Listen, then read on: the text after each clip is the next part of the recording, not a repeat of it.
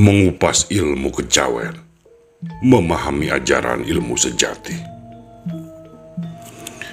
Sebenarnya sukma sejati, sukma jati, guru sejati atau guru mursyid sama saja. Cuma sebutannya saja yang berbeda. Ada juga yang menyebutnya dengan Nur Muhammad, yang disebut Ruh Idofi, yang merupakan hakikat sukma, dan ini merupakan kehendak dari Zat yang Maha Suci. Nur Muhammad adalah hakikat sukma yang diakui keadaan Zat yang merupakan perbuatan atma dan menjadi wahana dalam alam arwah atau martabat 7. Dan dari Nur Muhammad inilah yang menimbulkan unsur-unsur kehidupan yang menjadi asal muasal kehidupan.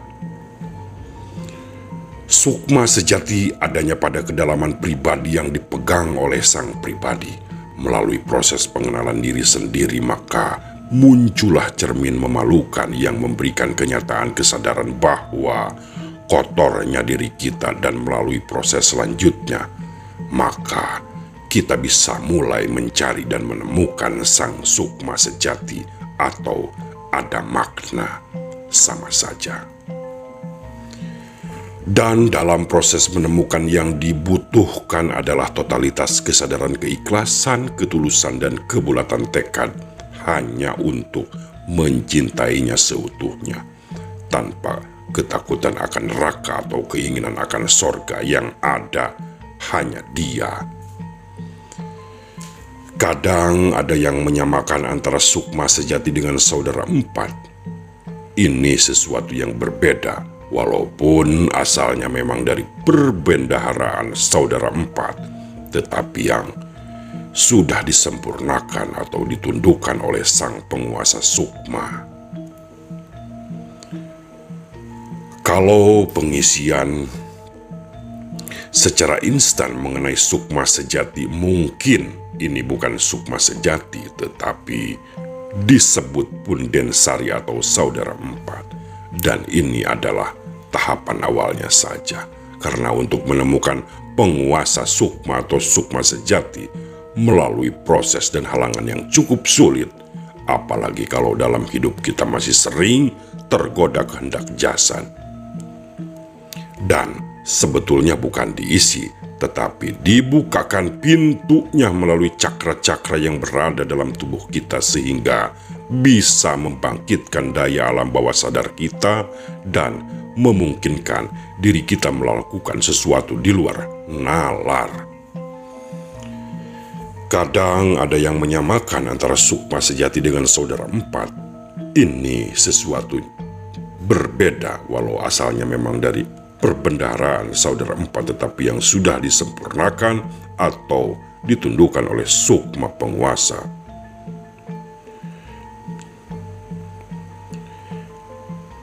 Karena ini semua harus kita jalani sendiri dengan mulai dari sebuah keraguan, pencarian, penemuan, pemahaman, kesadaran, dan penyatuan dalam sebuah cinta kasih yang tulus dengan pengorbanan yang tak terkira untuk sampai ke sana.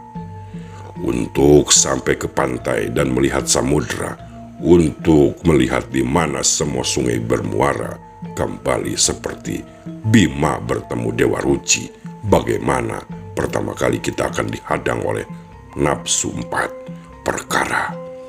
Mula-mula sinar lutam, sinar merah, sinar kuning, sinar putih, berakhirnya perjalanan pada zaman karamatullah.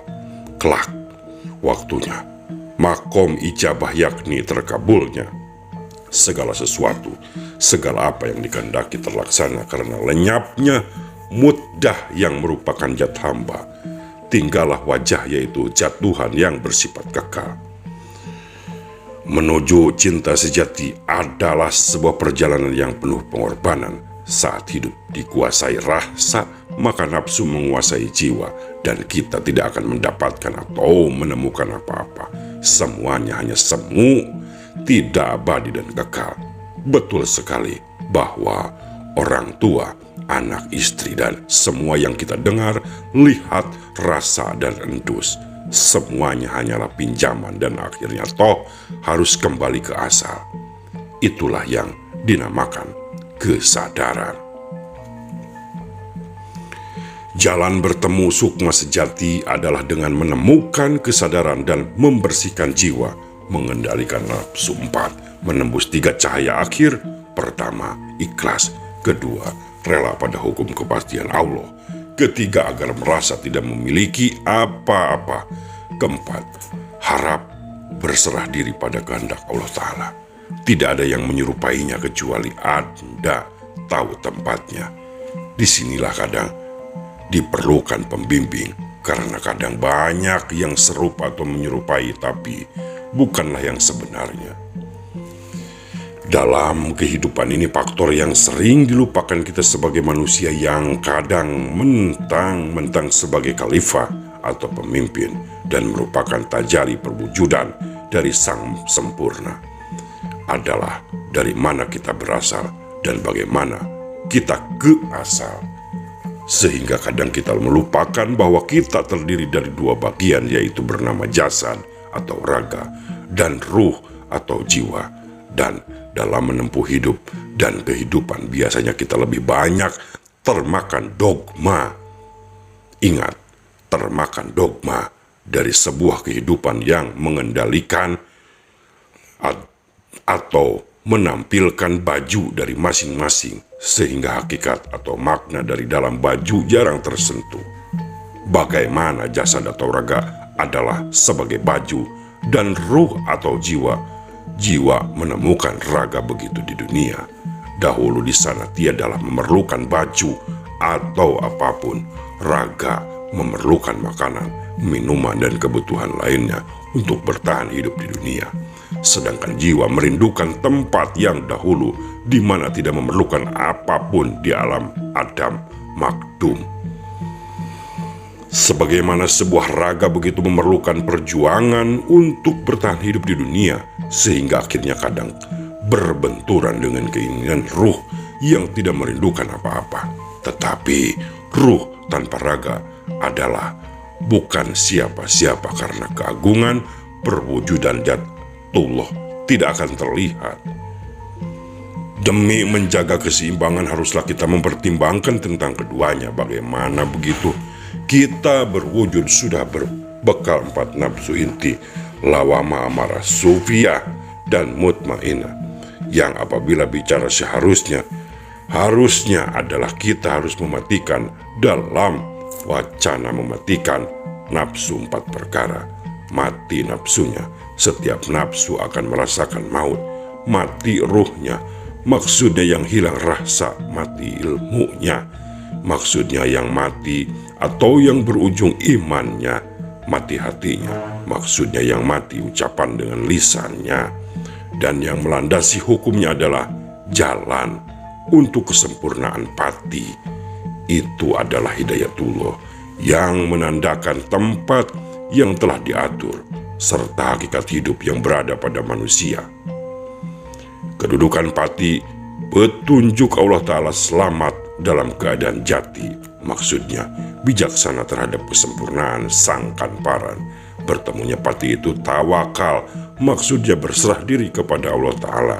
Adapun bertemunya abdi itu irodat Allah, perkara pati, perbuatan Allah maksudnya. Perbuatan Allah maksudnya merupakan kesempurnaan zat yang bersifat esa.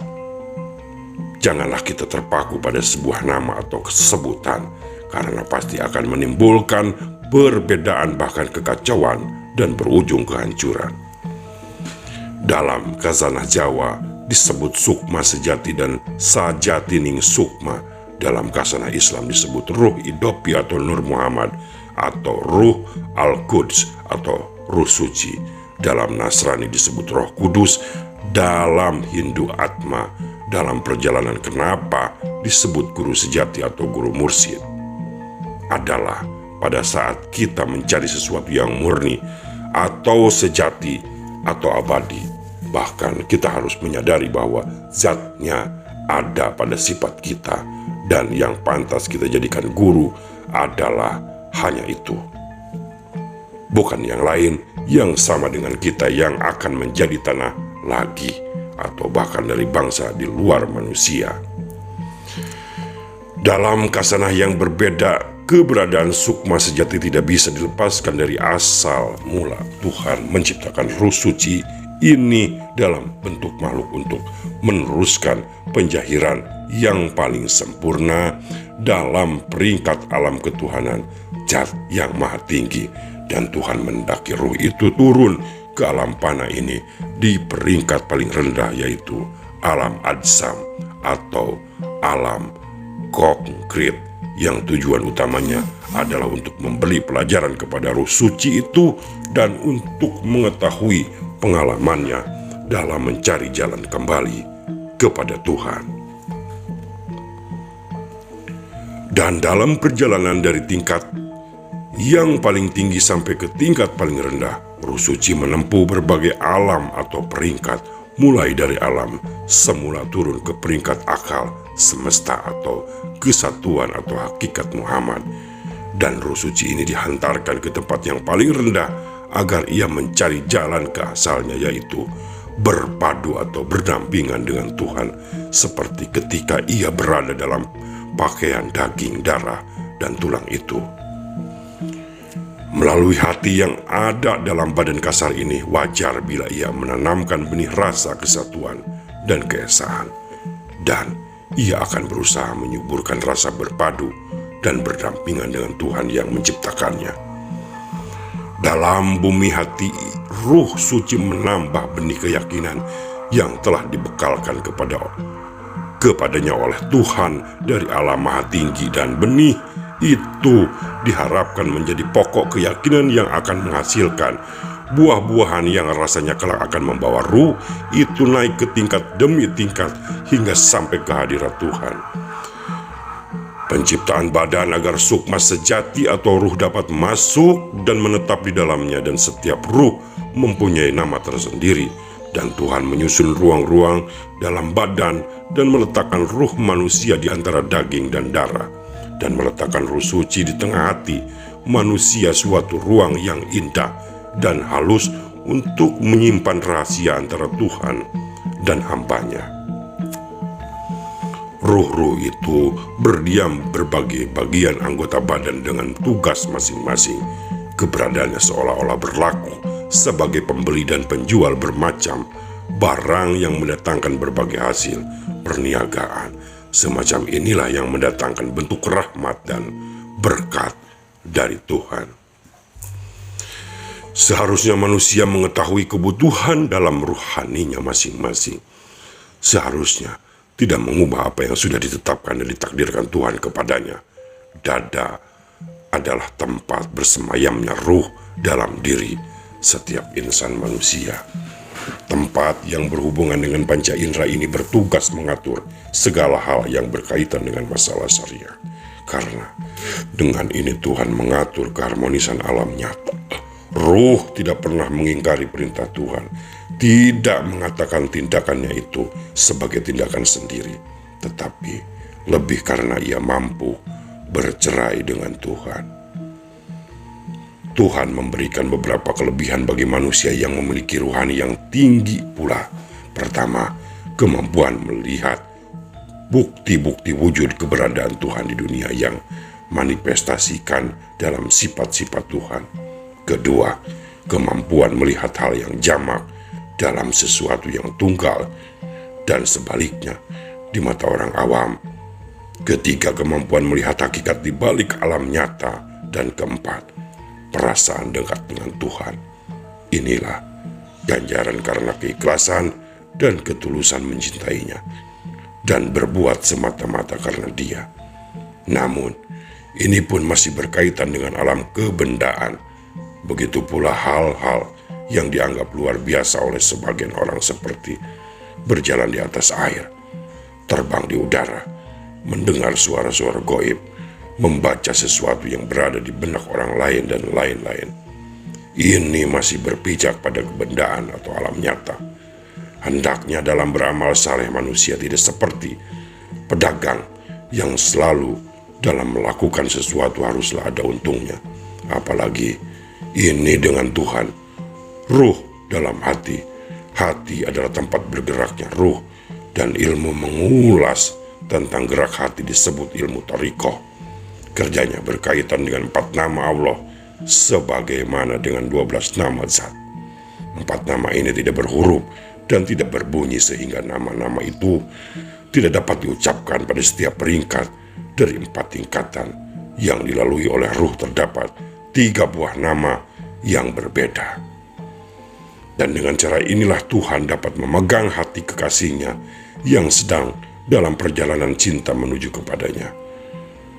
Ada 7 titik, yang 3 merupakan inti dan yang 4 adalah pendamping, dan apabila diolah nantinya akan berhubungan dengan 9 lubang di badan kita. Cara pengelolaannya ada beberapa cara. Pertama, dengan berpuasa lahir batin. Bukan berpuasa hanya puasa lahir, tetapi batin juga, karena lahirnya hanya menggembleng lahir saja atau jasmani, tetapi badan batin akan menggembleng lahir dan batin. Kedua, meditasi dengan pengolahan napas secara benar dan teratur, kontinu, karena napas adalah tali jiwa.